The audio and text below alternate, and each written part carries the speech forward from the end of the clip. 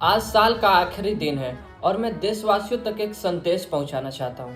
आज हमारे देश में भाषा, धर्म, जाति को लेकर लोगों में इतनी ज़्यादा नफरत फैल चुकी है कि कई बार तो वो किसी की जान लेने से पहले ये तक नहीं सोचते कि वो कितनी बड़ी गलती कर रहे हैं।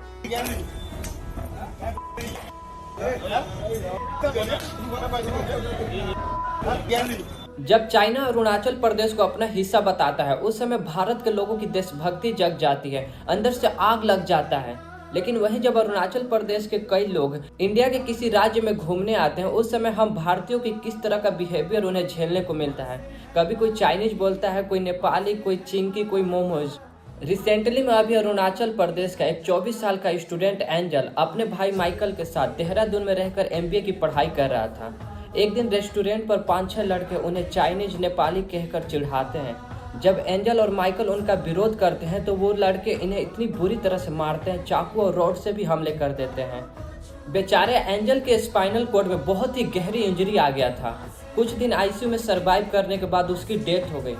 एंजल के पिताजी BSF में पोस्टेड है। सोचिए, वो अपने देश की रक्षा के लिए दिन रात बॉर्डर पर खड़े रहते हैं और उनके बेटे की जान सिर्फ पहचान और भाषा की वजह से अपने ही देश में ले लिया गया।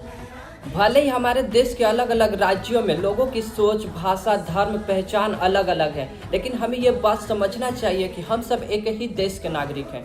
हमें संवैधानिक रूप से अधिकार है कि हम देश के किसी भी राज्य में स्वतंत्र रूप से रह सकें, घूम सकें। जाति, धर्म, भाषा, नफरत की लड़ाई हमें तोड़ती है, एकजुटता ही हमें मजबूत बनाती है। देश तभी आगे बढ़ता है जब हम एक दूसरे से लड़ते नहीं बल्कि एक दूसरे का हाथ पकड़कर आगे बढ़ते हैं।